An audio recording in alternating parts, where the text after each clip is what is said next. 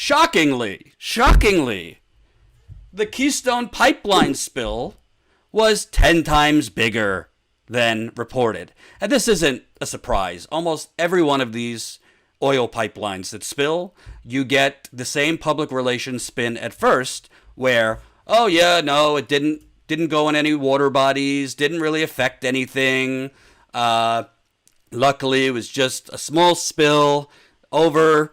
We're dealing with it, and everybody could go back to their lives while we continue destroying the planet.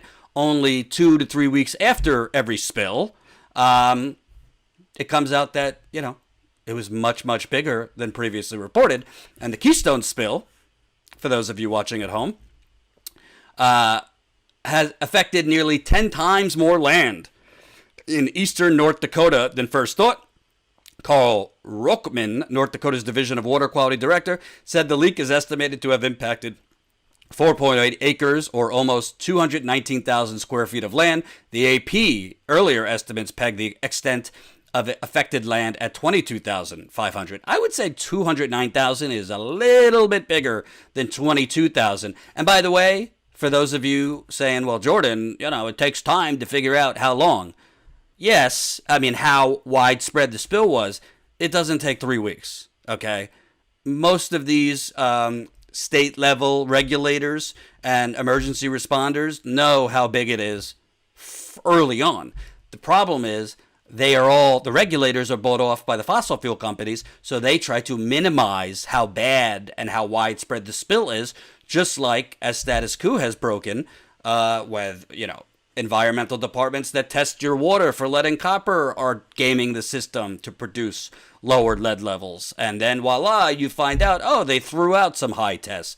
Oh, they flushed before taking the test, flushed the water before. So it's the same thing with these state oil and pipeline regulators. They deliberately, time after time, this isn't the first time, report initially, oh, it's small, only like 10, 15,000 gallons are spilled. And then like a few weeks later, they're forced, because it's so obvious and the damage is, landowners are complaining, residents are complaining. They have to say, oh, it affected 10 times more land in the case of Keystone pipeline spill. Rockman said earlier estimates were based on visual information, and further inspection has produced a more accurate understanding. Sure.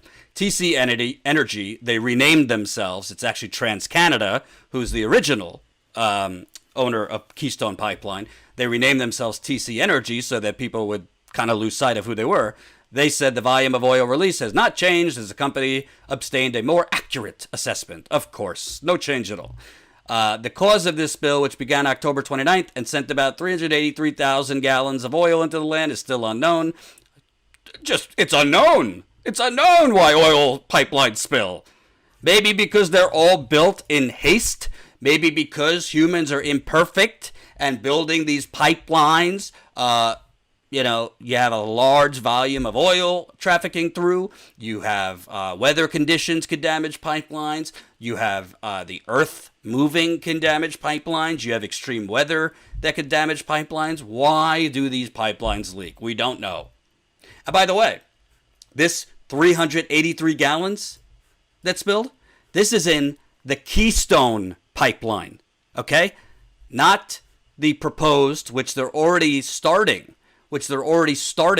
construction of, not the Keystone XL pipeline. So we already have the original Keystone spilled 383,000 gallons. They're intentionally diminishing the spill right out of the gate, but construction of the Keystone XL, which is the extension, goes on. Meanwhile, the biggest thing covered in the news is Ukraine. And I don't want to pretend that the hearings that are on all day aren't important. Trump obviously lied. Trump obviously bribed. But can we cover more than one thing at once?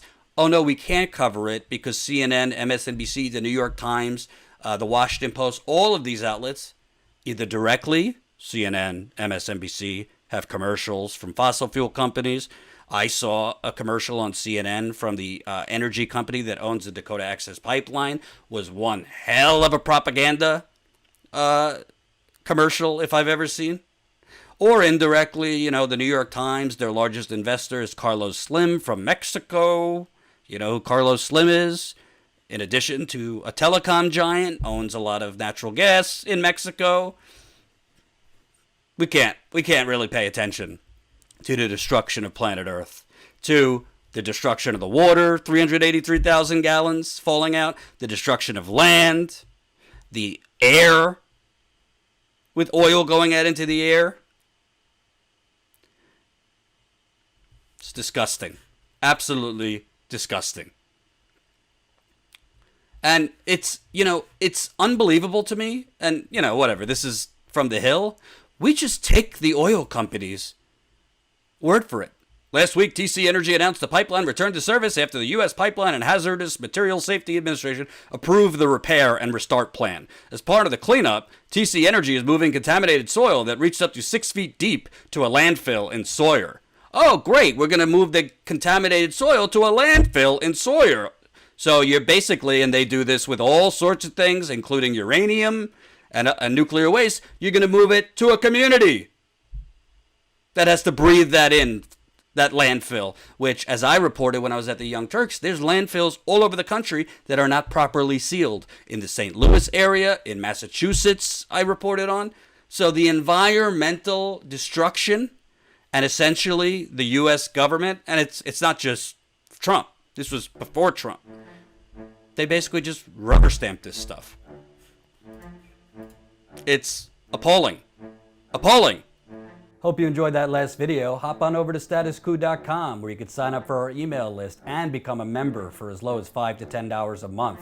Membership is how we grow. That's statuscoup.com/join. And remember, join our email list so we can grow the revolution with you.